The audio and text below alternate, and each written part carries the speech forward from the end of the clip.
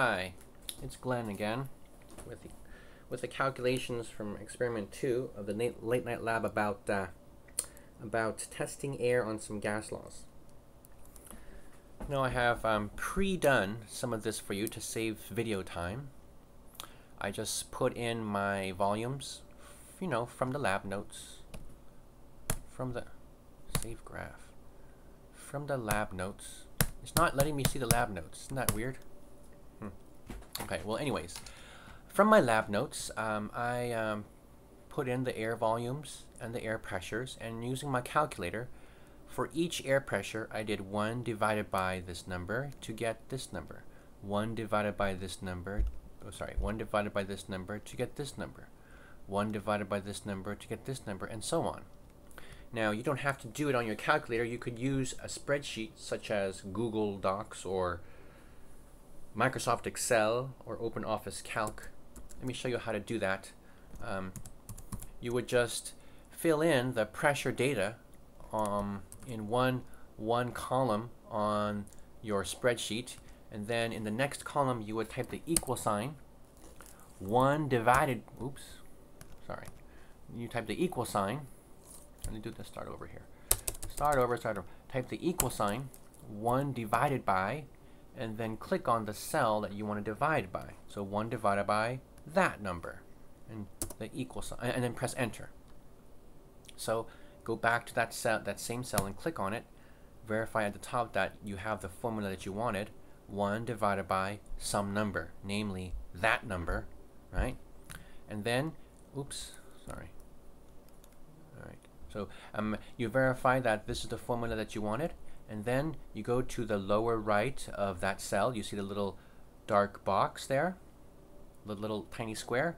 Mouse over that until your mouse icon becomes crosshairs, and then you click and drag. Don't let go, just click and drag. And then when you've dragged all the way down to the level of the last datum on the previous column, you let go of your mouse button, boom, and it does all the calculations for you. Did you see that? It does 1 divided by that number, 1 divided by that number, 1 divided by that number, 1 divided by that number, 1 divided by that number. And so you can just fill in your table on LateNiteLabs like that if you prefer not to use your calculator over and over again. You see I have 0.909, 0.909, 0.699, 0.699, 0.279 down here, 0.279 down there. All right. Now, you have to do a graph also. Remember that you must save your graph, all right? If you didn't save your graph from experiment 1, then you will have to do that graph over, or I will not see it and you will not get points for that graph. So you've got to save your graph. I forgot to save my graph in the last video, and that was bad, sorry. But every time you finish a graph, you need to save the graph. And then you'll be able to do the next graph. So this is the next graph. I've already populated some things here, but this is not the graph that you'll draw. This is just a graph I drew here just to show you why we're doing 1 over pressure. Okay? We're doing 1 over pressure because if you don't do 1 over pressure, if you graph just volume versus pressure, or pressure versus volume, then this is the graph that you get. This is not a line. This is a curve. It's steep at the top and it gets a little shallower at the bottom. Now you've seen a curve like that before in your math class. Let me show you. In your math class, you've seen a curve that looks like this. This is the y-axis, this is the x-axis. You've seen this type of curve. Let me change the color here. You see that? Steep at the bottom, shallow as you go down. Steep at the top, shallow as you go down. Steep at the top, shallower as you go down. If I had taken some more data without breaking the flask, I would have found some serious shallowness going on here, just like right there, you know? In math class, the graph looked like this because negative was possible in math, whereas in chemistry, you cannot have a negative volume, but you can have negative in math class. So this graph in math class, this was y equals 1 over x. Or actually, it could have been y equals 2 over x, or y equals 5 over x, or whatever, depending on how closely the curve was hugging the axes. You know what I'm saying? But anyways, It was y equals some number over x. So, we don't use this graph in this lab experiment because it's hard to predict what equation this curve is going to follow. The easiest equations of graphs to predict are linear equations, the equations of a line, y equals mx plus b. So how can we make this into a line? Well, let me show you. This happens all the time in chemistry and in biology research, sometimes even in physics work or engineering. Maybe I'll change color yet again. So here we have y equals some number over x. It could be 2, it could be 5, it could be 6.329, whatever, right? So what I'm saying here is it's y equals some number, let's call it k over x. So what is this? This could also be written as y equals k times 1 over x, right? So now look, this equation is something that I can turn into a line. I can make this look like y equals mx plus b. How? By making the k into the m and the 1 over x into the x. Did you see that?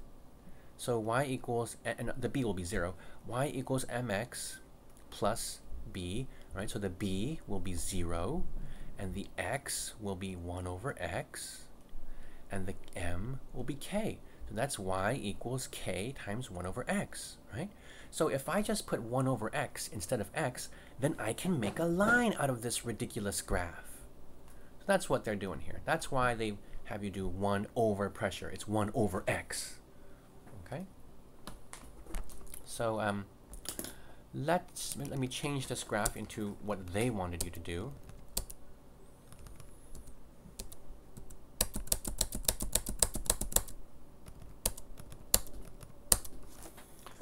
So they wanted you to do y-axis of the volume. So it's going to be volume versus 1 over pressure.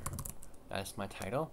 And the axes are going to be volume in milliliters. It's important to have the units as the axis labels. It's very important. Otherwise, nobody knows what you're talking about. And then 1 over pressure in units of 1 over ATM. Okay, so now the volumes are 150, pressure 136, 1 over pressure 105.05, 1 over pressure 89.5, 1 over pressure 51.73, 1 over pressure 41.73, 1 over pressure. Okay, now you can see that's a line. I can show the trend line, and I could have the equation of the line y equals 0.007x plus 0.001. That's what they wanted there. Is the volume of air proportional? Well, you could see that it is proportional. But what about this other question? What does this proportionality say about the relationship between volume and pressure? Did they ask that question over here? No, in experiment 1, it was just a yes or no question. Okay, so you have to explain what this says, all right? So it's not very easy to see on this linear graph. However, it was very easy to see on my first graph, the one that looked like this one. So let me just sketch that out again for you, so you could see. Your graph will look just like my graph, I guarantee. So the numbers will be different, but the graph will look exactly the same. On the y-axis, I had pressure, and on the x-axis, I had volume. This is the graph of the raw data. Y is volume, the x-axis. On the raw data, which was the graph I showed you at first in the LateNiteLab, before I changed it to this linear graph, on the original graph, the raw data, the volume is what we changed. Remember, we added water to the flask to decrease the volume available for the gas. The pressure is what we watched. Remember, every time I added water, or every time you added water, you looked at the pressure gauge to see the change in pressure. The y-axis is for things that you watch. The x-axis is for things that you do. So the graph looked like this, remember. It was, it looked like dot, dot, dot, dot. So, something like this, yes? Where it was steep at the top and less steep at the bottom. So the assumption is that if there were plenty more data, the rest of the data would sort of follow the same pattern. Steep at the top and shallow at the bottom. So what does this mean? This means as volume increases, what happens to pressure? As I go this way on the graph, what happens to pressure? It's just like if you put yourself, most of you have long hair maybe? I don't know. So then if you put yourself up here, as you go this way, what happens to your height? What happens to pressure? It decreases, right? So it's like a slide. Woo! So as volume increases, pressure decreases. So this is known as the inverse proportionality. This is a inverse proportionality. Okay? In your math class, you studied inverse proportionalities and you did problems where y equals k over x. And we saw that this is exactly the behavior of the pressure versus volume graph. P equals k over v. In other words, P times V equals K. Always the same number for whatever for each experiment. So in this experiment, if I had a high pressure, well, I would have a low volume. If I decrease that pressure, well, the volume would get increased. So that's the proportionality, inverse proportionality. So if you wouldn't mind just putting that in for the answer, now that you understand, that'll be fine. Okay, and if you don't understand, please ask me questions. Ask your classmates questions if you like. Go on Google for that if you like. Plenty of great cats out there on YouTube explaining this much more exhaustively. Or just ask me. So that's it for experiment number 3, inversely proportional. Hint, that's the answer for that one. But anyways, as long as you understand, I'm happy.